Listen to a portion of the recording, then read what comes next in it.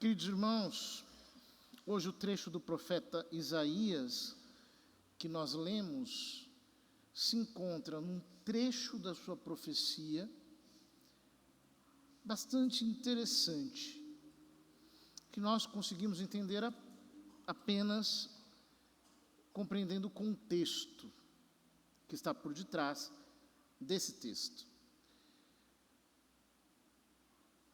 O rei Senaqueribe era rei sobre Judá naquele período e estava com medo.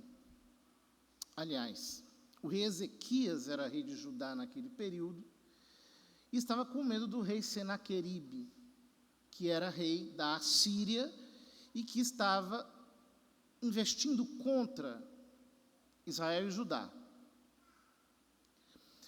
Então, alguns homens sugeriram ao rei Ezequias que fizesse uma aliança com o faraó do Egito, para se proteger contra Senaqueribe. E, de fato, o segundo livro dos reis não diz que foi Ezequias, diz que foram algumas pessoas que estavam, digamos, como conselheiros do rei.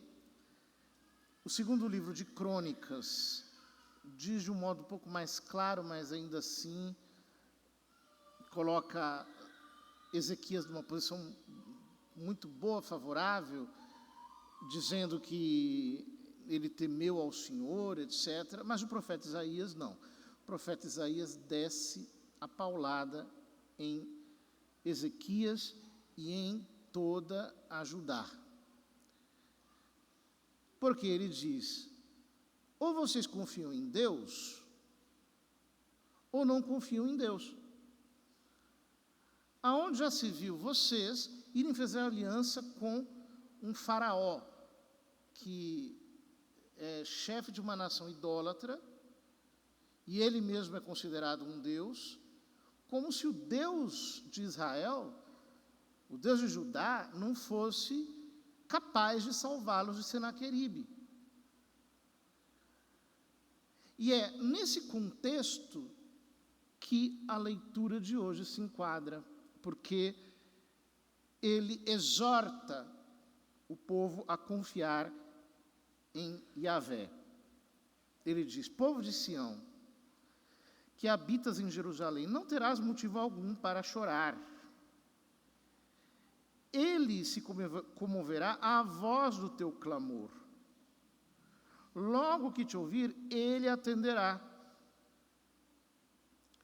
O Senhor, de certo, dará a todos o pão da angústia e a água da aflição. Mas não se apartará mais de ti o teu mestre.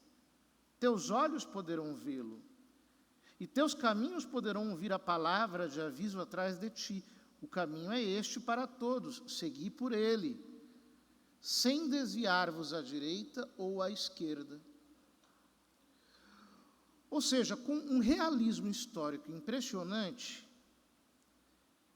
Isaías diz: o pão da aflição, o pão da angústia e a água da aflição vão vir. Porém, o teu mestre, que é o Senhor, o teu mestre, que é Yahvé, não se apartará de ti. Em outras palavras, é melhor comer o pão da angústia e beber a água da aflição com Deus do que ser poupado do pão da angústia e da água da aflição, fazendo a aliança com a impiedade, com aquilo que é iníquo e reprovável aos olhos dele. Porque é possível escapar do faraó, mas é impossível escapar do Deus vivo.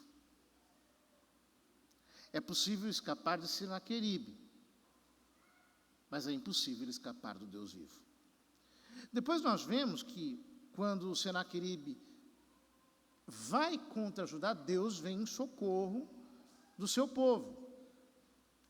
E ele sai em fuga, em debandada, fugindo, justamente porque Deus mostrou a sua força.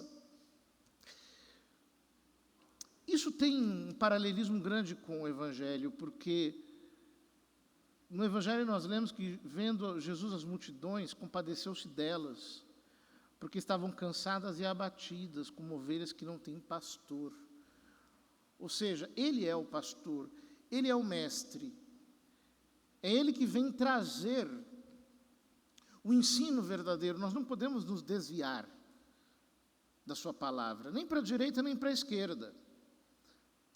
Porque além de ensinar, Ele faz. E é o que Isaías diz na sequência: Ele te dará chuva para a semente. Só Deus pode dar chuva. Nenhum rei na face da terra pode dar chuva.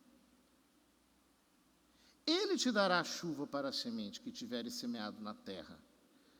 E o fruto da terra será abundante e rico. Nesse dia o teu rebanho pastará em vastas pastagens. Teus bois e os animais que lavram a terra comerão forragem salgada, limpa com pá e peneira. Haverá em toda montanha alta e em toda colina elevada arroios de água corrente, num dia em que muitos serão mortos com o desabamento de seus torreões. A lua brilhará como a luz do sol, e o sol brilhará 7 vezes mais, como a luz de 7 dias.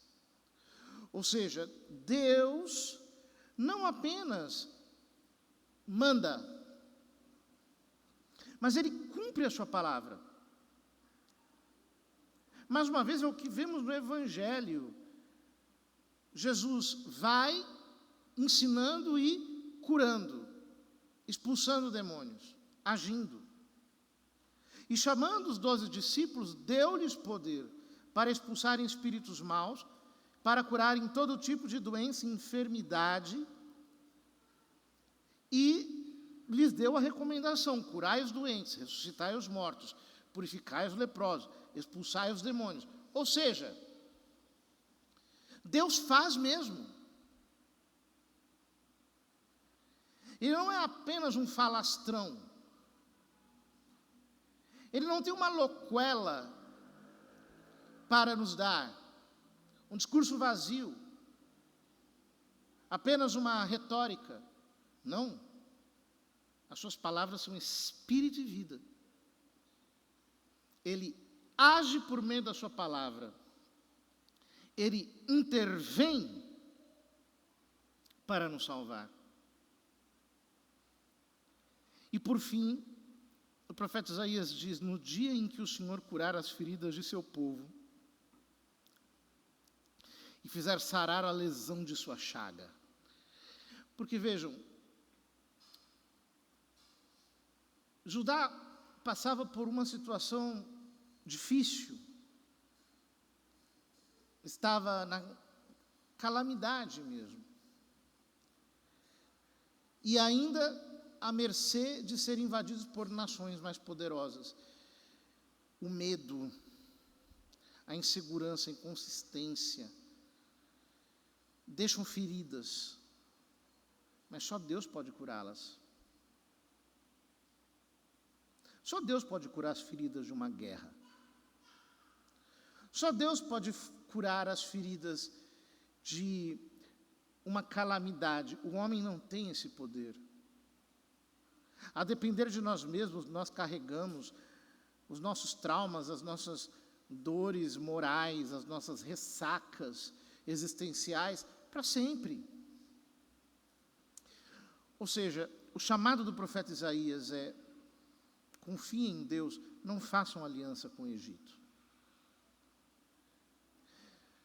Muitas vezes, irmãos, nós ficamos um pouco aflitos. Existem situações, limites em nossa vida. Todos passamos por momentos de desencanto, de perigo, de ameaça.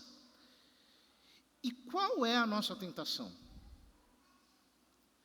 A nossa tentação é fazer uma aliança com o Egito e dar um jeito na nossa situação. Toda vez que um homem tenta dar um jeito, ele só piora as coisas. Isso nós vemos na Escritura. Por exemplo, Deus havia prometido um filho a Abraão. O filho não vinha. Sara tentou dar um jeito.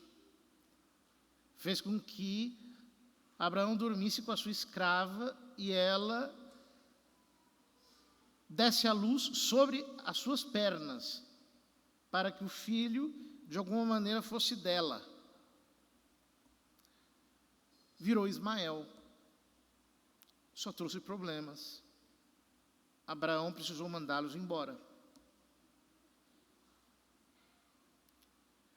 Do mesmo jeito, por exemplo, Jefté fez um voto maluco de matar o primeiro ser vivo que aparecesse diante dos seus olhos quando ele regressasse da guerra, se ele viesse vencedor, e a filhinha dele pula bem na frente dele e vem correndo ao seu encontro.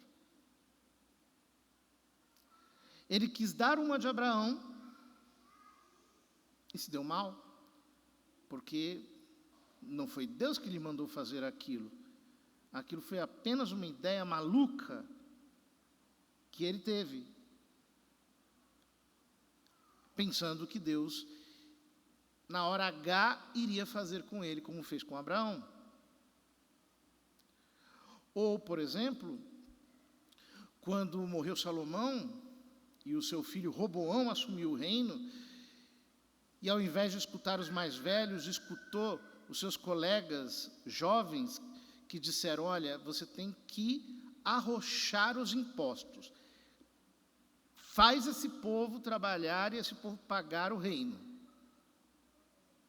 Ele fez isso, e o que aconteceu foi a divisão em Israel, uma guerra civil praticamente.